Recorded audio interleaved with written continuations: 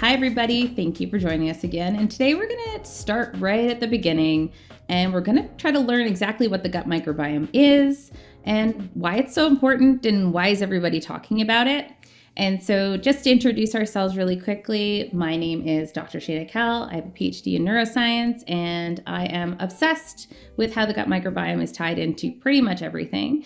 And I work at Novel Biome in medical affairs and operations. And joining me, as per always, is Jason Klopp. He's our valiant leader at Novel Biome, and I will let him introduce himself. Yeah, so founded and currently run Novel Biome. We really started out as a company that was treating patients and providing access to a-FMT in that regard. In this phase of our company, we're focused on supporting physicians to utilize a-FMT to treat their patients. The part that we realized in this journey is that the hard part is not necessarily treating patients. The harder part is doing the a-FMT manufacturing, identifying and screening the donors, and just making sure that with all of those boxes checked, the doctor and, of course, the patient, as a result, can feel comfortable about the products that they're using in whatever health condition they're looking to treat or optimize. And so in this series of videos, we're going to start at the beginning, and we've done a couple of other videos as well, but we are going to kind of go on a journey of understanding, gut health, what exactly fecal microbiota transplantation is, and then what kind of role manufacturing screening donors play.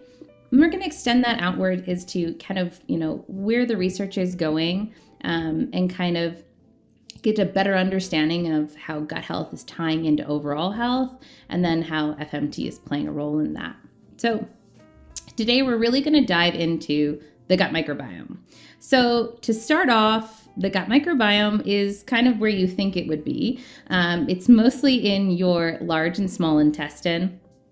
And it's a host of all of these different microbes, which includes, bacteria, which is the most common when you hear people talk about. But there's also viruses, there's fungi, there's kind of a host of different kind of selected microbes that live in your gut, and these are what kind of impacts kind of throughout the entire body. And so that's one of the interesting things that we're learning more and more about the gut microbiome as it's become, a higher researched area, is that originally we thought that the gut played the biggest role in digestion. And it does. It plays a huge role in digestion and synthesizing vitamins from the food that you eat, creating building blocks for things like neurotransmitters. But as at the beginning of looking into the gut microbiome, they started to see that it plays a huge role in the immune system and inflammatory responses. And from that, we're starting to learn, a lot of people have heard about the gut-brain axis, but there's now a gut, heart, lung, liver, kidney, kind of everywhere access. So we're starting to learn that the gut may be a driving factor or a critical part in the systems throughout our body.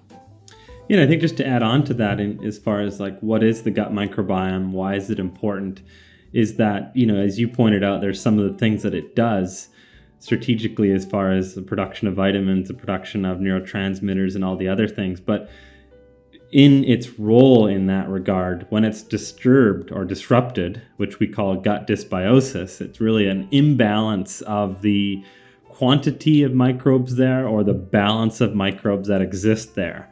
And so an analogy that I often used when I was working with patients was, think about it as a community of people. To have a healthy community of people, they can't all be the same, right? Like, as an example, you couldn't have only young people in a community and expect it to survive and thrive, right? Like, imagine a community of 10-year-olds. Like, that is going to go downhill fast because there's nobody to provide wisdom and support and guidance and economic growth, right? They're going to be having a lot of fun, but the fun's going to last a very short amount of time. And then the same thing goes on the other end, right? Like, if you had only old people, it would be, a community that had wisdom and experience, but it would lack the ability to reproduce itself and become a sustaining environment. So really, a healthy community of microbes within your gut is similar to a healthy community of people, where there's a balance of different people and or microbes in this analogy that all play a key role in helping to prosper and grow and thrive together. And just like a community of people, if there's too many, bad things happening to the community, let's say there's criminals or gangs that move into the town, they can really disrupt the balance, and the good guys are booted out. And now you have this imbalance, or you have this dysbiosis created. And when you have this dysbiosis, all of the things that the microbiome is doing are going to be compromised. They're not going to work as well. You're not going to be digesting and absorbing nutrients as well. You're not going to be able to produce the neurotransmitters as you should. And now you start feeling, low energy, or you start feeling some depression or anxiety. And even in the extreme cases, over a long enough period of time, there's correlation between microbiome imbalances and almost any chronic disease, ranging from cancer to neurological diseases like Parkinson's, and the list really goes on and on. And so, each step is leading to a foundation, and to grow and have and support a healthy microbiome, which I know we're going to talk about more, really comes down to our diet, our lifestyle, the choices we make around medical interventions, and a lot of other things. So yeah, fun little analogy. Yeah, and I think that's one of the main features when you're reading or looking into the gut microbiome that is the two kind of factors. It's the diversity, which is all of the parts that make it up, and then the composite, how much there is. So you can have sometimes both of these are affected in dysbiosis, and sometimes you have predominantly not the number of microbes that's changed, but what diversity there is. And both of those can be impacted, or one or the other. And you're 100% right. The number of things that you read that says that, the gut composition or the gut diversity, or just in general how the gut microbiome looks in most diseases, specifically in chronic conditions, but they do tend to be significantly different. And this starts in even developmental disorders, where we see kind of, even as the gut is starting to become adult-like, shifts in this can then be tied to conditions as well in aging, or in other chronic conditions. Shifts in this for long periods then can lead to or be tied to different conditions. And so I think to get a holistic idea of what the gut microbiome is, it starts at the beginning. So there is some debate as if the gut is sterile before birth. And so I won't get into that because no one knows for sure.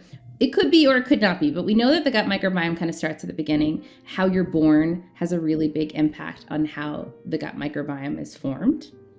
And so we know that through vaginal birth, you pick up microbes, and that helps the start or the bigger building blocks of making the gut microbiome. As well, types of medications or the foods that you eat impact the beginning of building the gut microbiome. And so we know up to about somewhere between 3 and 5, the gut microbiome shifts from being in this developmental state, which means it's changing a lot, it's growing, and we're seeing larger shifts in the gut microbiome. And then we start to become more adult-like as we get past kind of this 3 phase.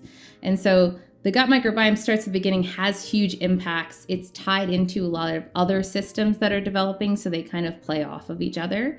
And then when we get into an adult state, we start having kind of more longer lasting impacts on the gut microbiome, because it's not shifting as easily as it was in that kind of early period.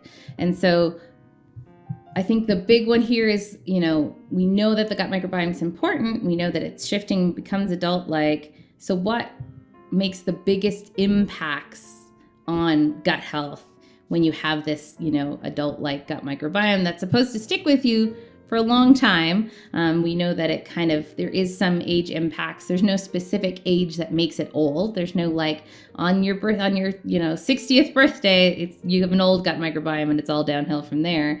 But we do know that it shifts over time, and that younger gut microbiomes do look different than older gut microbiomes, but there's no time period. But we do know that as you age, throughout your life, you change what you eat, where you live, the type of exercise you have.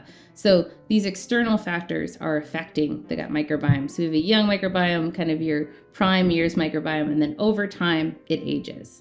And so when you're looking at gut health, what are the main kind of things that come to mind? My favorite is always diet, because diet has the quickest impacts. And it makes the most sense to me that diet would play a role in the gut microbiome, because the concept of you are what you eat plays a really big role in the gut microbiome, because the food that you put in is going to feed the microbes that live there. So if you don't eat a balanced diet and you're not feeding your gut through, a diverse diet, you aren't going to have a diverse microbiome because you're not feeding it that way. Yeah, and I think that's a key thing to help understand, is that the way to support the microbes within your gut is to feed them the food that they need to grow and thrive. And so the microbes are there to help digest and break down fiber. And the fiber comes from your food. And so if you're eating a diet that's very low in dietary fiber, you're not going to be, or the types of fibers are not diverse, then you're not going to be supporting certain communities of bacteria within the gut, and they'll just go away. They'll die because they're not getting a fuel source. And so this is really a problem that we have in developing countries with the modernization of, food practices, is that most people are not eating a diverse diet. The average, I think, in the US is somewhere between like 10 and 15 different foods, period. That's all people are consuming. And of course, this is on average. And when we were working with patients, we're suggesting like 50 different foods in a given week and up. And that may sound challenging to achieve, but if you really take some small effort, it's quite achievable, and it can become a bit of a game. I know I've calculated it for myself just to make sure I'm on the right track. But that's the key thing to understand here, is that different fibers feed different groups of bacteria. And so any diets that are really restrictive are going to restrict the microbes that are in the gut. Now, the gut in general is pretty resilient, just like humans. Like, it's pretty resilient. It can handle hardships and setbacks as long as they're not like maintained over a long period of time, right? And that's really the challenge when it goes to patients often would come to me and say, oh, I'm going to try this or that diet. And I'd always say, it's great to try for a short period of time, but doing that for a long period of time could start to create other problems. You might solve a short-term solution. Maybe you're trying to lose weight, but the long-term problem is going to be a different problem that you don't necessarily want to put yourself in the category of increasing your risk for. And so a broad diet is feeding a broad range of microbes. And this is why focusing on fiber-rich foods, prebiotic foods, helps to support this diversity that we're trying to achieve. Yeah. And the cool thing about altering your diet is that we know that from research that you can shift your diet, in 24 to 48 hours after shifting your diet, we're starting to see changes in the gut microbiome. And we know that the diet plays even a larger role to setting up your gut microbiome than your genetics does. So this is something you actually have malleable in your hand that can kind of improve gut health. Some of the other big ones in terms of improving, physical exercise is a big one. And most of the research kind of focuses on aerobic exercise, which in general kind of has the larger impacts in terms of brain health and gut health. And then sleep and stress, which are always hard ones. I always feel bad when people ask and I go like, well, be less stressed and sleep better. But if you're changing your diet and you're changing your exercise patterns, even starting small and kind of building kind of these larger changes, you'll see impacts in stress and sleep because they all are tied together. But one of the big ones in the research for sleep is sleeping when it is dark outside. And that helps with the hormone patterns, but as well as getting your body into a good cyclical pattern. So that's one of the big roles of sleep, though doesn't work for everybody. Sorry, shift workers. We know your microbiome is not happy with you, and long term, it's causing, other than sleep and stress issues, it's going to cause other health issues.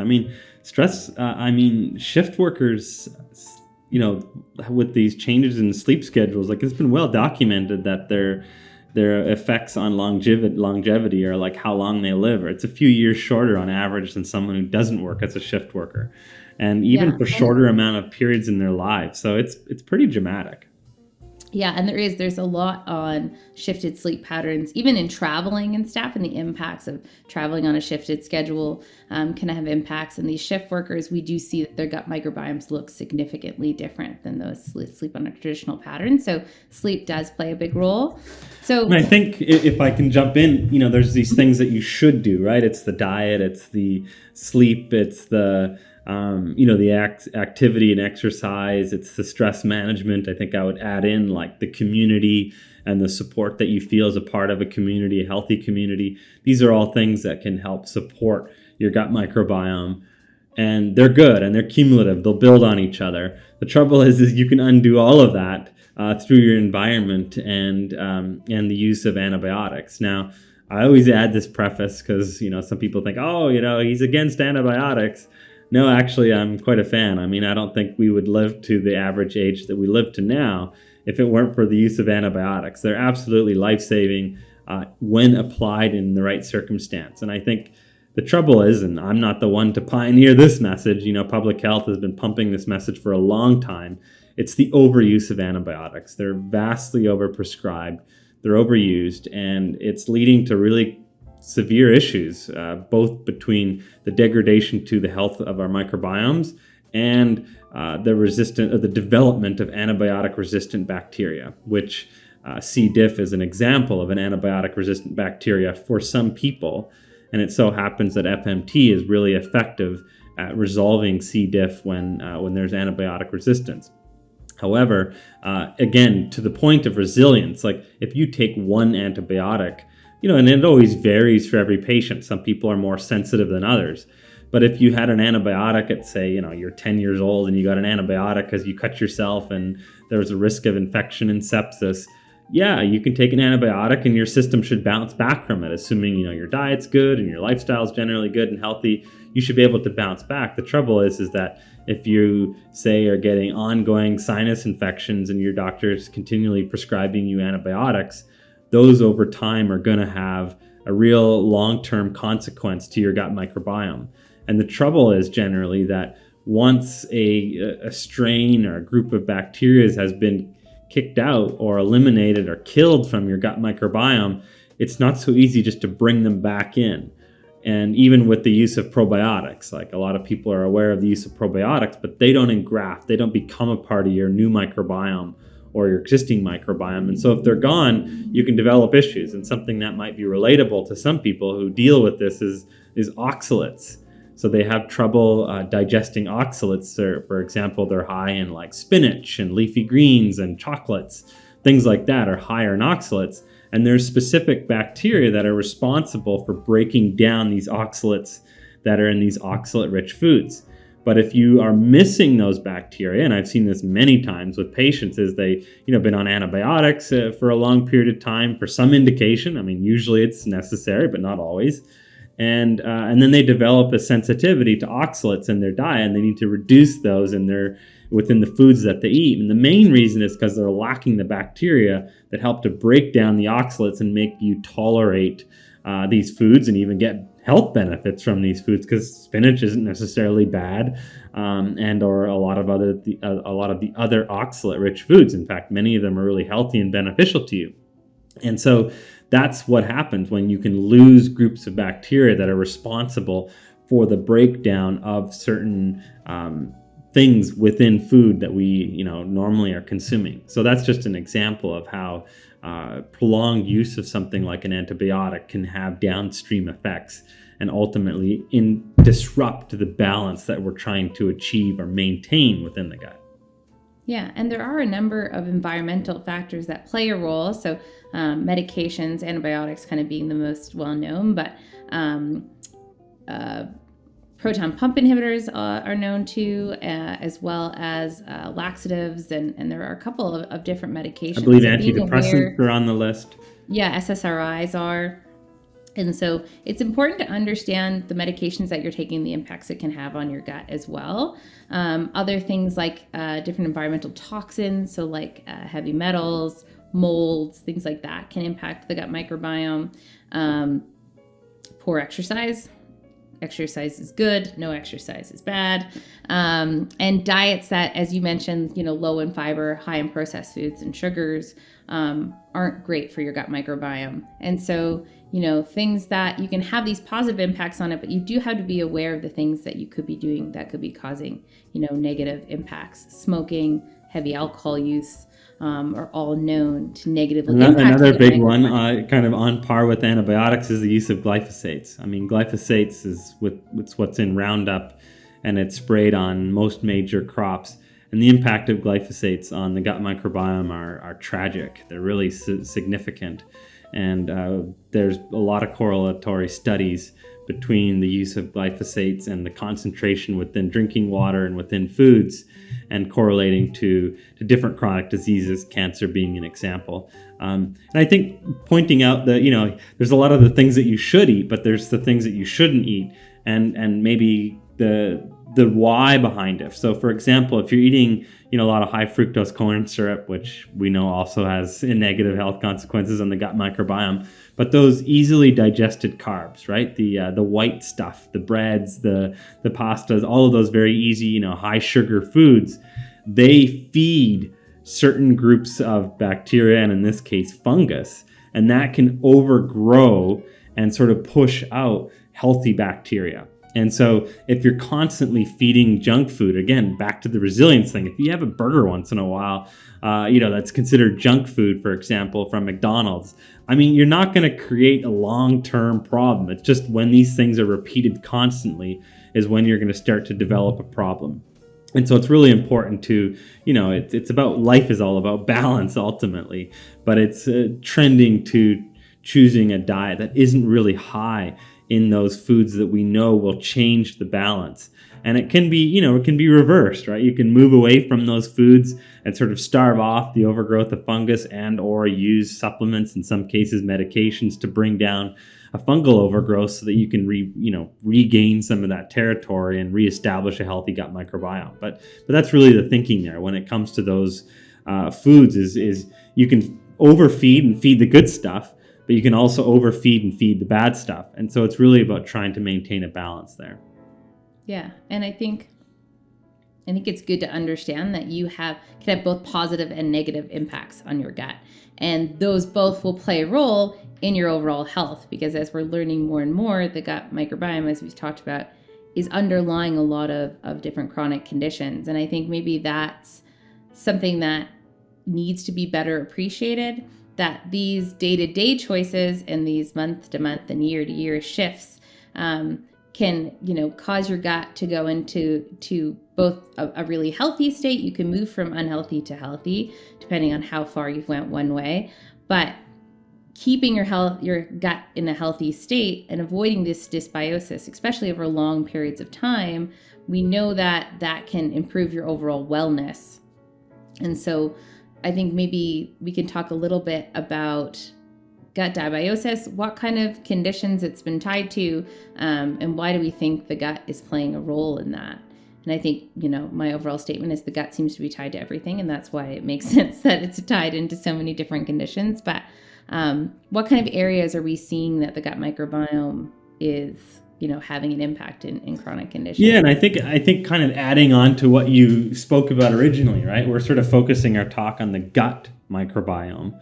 But if there's a gut microbiome, that also means there's a microbiome for other areas, right? Like basically every area of our body has its own microbiome. Your nose has its own microbiome. Your mouth has its own microbiome. Your ears have their own microbiome. And the list goes on and on. So every areas of our body has its own microbiome. And although we're not super clear on how all of them interact and interplay with each other, they do. And they influence our nervous system. They influence our immune system. They influence a lot of things, including, you mentioned, the brain. And so it's always, what's the cause? What's the effect? Is it a correlation? Is it causation? I mean, there's all these things, but when you have correlation for long enough, it starts to be pretty clear that it's a causation. And so, some of the ones immediately within the gut, right? That's the sort of what we're focused on to start is, irritable bowel syndrome. We know that those people have an imbalanced gut microbiome, and that a-FMT for some of them is showing success. So that's a very common, very prolific condition that many people face. Another one is inflammatory bowel disease, including Crohn's and ulcerative colitis. We know that those patients have an altered microbiome compared to people that are healthy and that don't have those diseases. And IBD is basically an autoimmune type condition. And so there's many other autoimmune conditions like Hashimoto's and lupus and many others that we know have an impact when it comes to what's going on in the microbiome, because the microbiome in our gut is surrounded by our immune system via the lymphatics. It's called the gut-associated lymphatic tissue, GALT.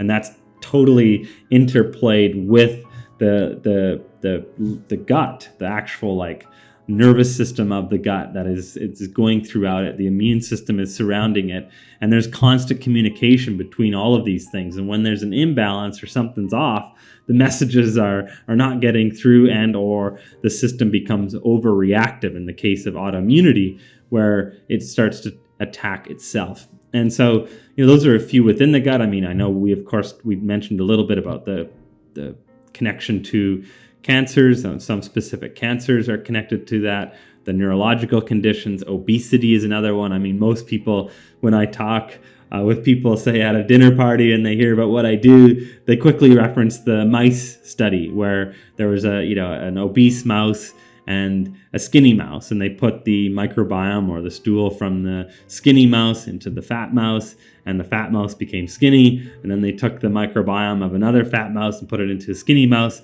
and the skinny mouse became fat. And so, obviously animal studies are pretty simplistic, and humans are much more complex than most mice are, even though we share a lot of the same genetics. The reality is that it has an interplay and a connection to pretty much every chronic disease and many acute diseases as well that exist out there. Yeah, and we're seeing, even in certain conditions where the liver is affected, we see that the gut microbiome is also impacted. We're talking, my favorite, of course, gut brain, but there are things like, neurodevelopmental disorders where we see where the gut microbiome isn't maturing at the correct rate. So we see an underdeveloped gut microbiome seems to be tied in with, and a shift in the gut microbiome profile is shifted in a number of neurodevelopmental conditions. But as well, we're seeing a big growth kind of in the understanding of where the gut plays a role in things like multiple sclerosis, Parkinson's disease, Alzheimer's disease, and other dementias. And we're seeing that the gut microbiome doesn't look the same in people that are presenting with these conditions. And specifically within Parkinson's, we've known for a long time that, 10 plus years before we see Parkinson's-like symptoms, most people with Parkinson's, about 80% of them, show issues in the gut. So digestive issues or colonic issues. And that's pretty consistent within this profile. So it does seem like in some conditions, and I think we're doing more of this kind of historic understanding of, you have this condition, was there anything else in your health history that's consistent amongst the group that maybe we can find early symptoms to treat before, we're in such a degenerative state. And another area we talk about depression and anxiety being tied into the gut. Something that blew my mind kind of is one of the things we target in these conditions is serotonin, but most of the serotonin in your body is made in your gut. So, when you having a bad day and you eat like terribly, and then you feel terrible or worse the next day, it could all be tied together because you're not feeding the right bacteria, the right makeup to then make more serotonin and happiness. You feel heavy and weighed down, but your body's not making the stuff that you need because you're not feeding it the right way. And so as we learn more about this, I think there's a lot of aha moments as we learn about the gut microbiome that kind of start to make more sense. But we're now shifting into this kind of functional idea where like every piece of your body is all working together. And for a really long time, we were looking at everything kind of independently. And so I think now that we're looking more in systems, we're realizing the gut is, the gut's having a party and it's inviting everybody. And we're seeing that in terms of both in health benefits and outcomes, but also in these chronic conditions.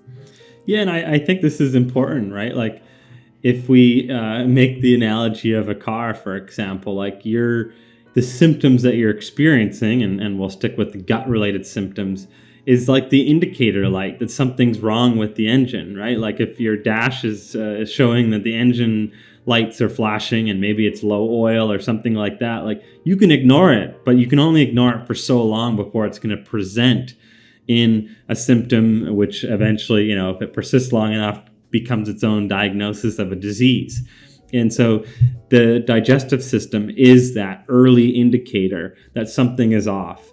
And if it is off, the time to, manipulate it or try to improve the health of the gut microbiome is before it develops into a chronic disease. And so that's a really important factor. If you're already dealing with a chronic disease and say you've been diagnosed with, Crohn's, or you've been diagnosed with a Parkinson's disease, like it's not too late to still moderate that and to get health improvements or slow the progression of the illness or manage it totally naturally. I mean, there's a lot of options for almost any disease out there. But the real advantage, and this is always hard to sell to people, is prevention. And so just know that your gut and the health of your digestive system is an early indicator of a microbiome imbalance, and the time to prevent the development of chronic disease is when you experience them earlier on. And so, just some things to think about or look at is like, are you dealing with a lot of bloating, abdominal distension? Is there abdominal pain? Are you constipated? Some people think having a bowel movement once a week is healthy and normal, but I'm here to tell you it's not. A minimum of daily, right? And ideally even more than once a day. And are they formed? Are they not formed? Are you having constant diarrhea? Is there mucus? Is there blood in the stool? And the list really just goes on and on. But all of those things are indications that something is off within the gut microbiome and the health of your digestive system in general. And so just work the steps backwards, right? I mean, you may need to go and do investigation work, whether it's microbiome testing or calprotectin or other things to help understand if there's some pathogen or infection that's going on. But generally, in the most cases, you just got to work your steps backwards and understand, okay, what are the triggers to my gut? And what's affecting me? Am I dealing with an allergy? Am I dealing with just a diet that's not healthy or working for me? Am I on antibiotics that are affecting me? What can I do to rebuild my microbiome after antibiotics? And the list goes on and on. So, I always wished that when people came to me, they would have come to me sooner in most cases, because once a disease has presented itself, it's much harder to undo and rewind the clock back on versus an early intervention. But alas, most people turn to FMT when the disease is fully present and it's harder to moderate, but not impossible, of course. Yeah, and I think that is a good kind of segue into our next topic in our next video, because we'll get really into what FMT is and why is it being researched, how long has it been around, because I think we've captured that your gut microbiome is really important and it's playing a role in a lot of things, and that you can both negatively and positively impact it. And so I think understanding that and using that knowledge to further your ability to, yourself impact your health is really important, and understanding how it's tied into both daily shifts in mood or how you're feeling. When we're talking about, working those steps back, it's, if you have a day where you feel super bloated and really tired, was there something specific you did the day before that, in terms of eating or something that could be triggering that? Getting a better understanding of yourself, but understanding that the importance of gut health and how that can tie into chronic conditions is really key, because it's something that we're still learning. The science in this is growing pretty much, every day. Something new and exciting is coming in this field. And I think if science is this excited about it, I think everyone should be, because we're learning about it and we're researching it because it is important. And this goes all the way back to, when we talked about, the obesity in the mice. There's mice studies that are looking at, can the gut microbiome of a young gut microbiome be able to impact and restore some aging issues? So can you make someone younger by giving them a younger gut microbiome? So we're kind of looking at it in all stages and conditions, but as well as the ideas of aging and frailty does the gut microbiome play a role there? And if you're wondering, it does. Because to be it does covered on everything. another episode. I think, in part, I feel like this topic is, maybe comes across as being, a tough one to feel any personal, like, yeah, I know I can change my diet. Everybody's telling me that. Yeah, I know I should avoid certain things. But something that could make this a little bit fun for people is thinking about where our microbiome originally comes from. I mean, it originally comes from the earth, like the bacteria from the earth, from the soil, is where this all started. And so the thing that you can think about, in addition to the diet and avoiding all the things that we know are problems and getting sleep and exercise and all the other stuff, those are all great. But the earth is a whole living microbiome. And so just get out and play in nature. That is going to do wonders for your gut microbiome. We talk about the differences between, where you live on the earth. If you're in a Mediterranean area or if you're in, a northern place, that'll have an impact on your gut microbiome. And so whenever I'm, sharing about this topic, I sort of jokingly, but also seriously tell people, go hug trees.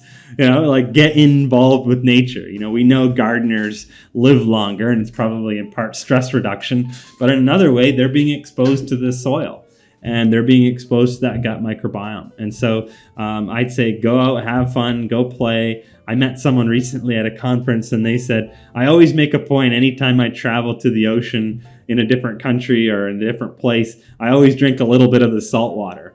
And I said, that tastes kind of gross. I mean, but all you do is got to go and swim in it, and you're just bathing yourself in a whole new microbiome. And I don't care what you do, but if you go swimming in the ocean, there's no way to get around ingesting some of it. And I'm big on that. I think the environment is such a beautiful thing, and I think it holds the secrets to a lot of health and well-being just by being in nature and not keeping ourselves in a bubble outside of nature and always trying to keep ourselves 100% clean, even though, of course, that is a bit of a preference for a lot of people. Go out there, hug some trees, and you'll do yourself well. Perfect. And I think that's a great way to end this conversation. And then we'll talk next time about fecal microbiota transplantation, which is kind of what happens when your gut goes too far the other way, and ways to restore it, and how we're seeing that being researched in different treatment and treatment options. Thanks for joining us. And if you're interested in these topics, we have lots of other YouTube videos. We've got blogs on our website as well. We do have a free ebook that you can download. The link will be in the description. And then you can join our newsletter as well. And we send out weekly tidbits about gut health and about different things we're learning in the research about how the gut is impacted or how FMT plays a role. And thank you so much for watching.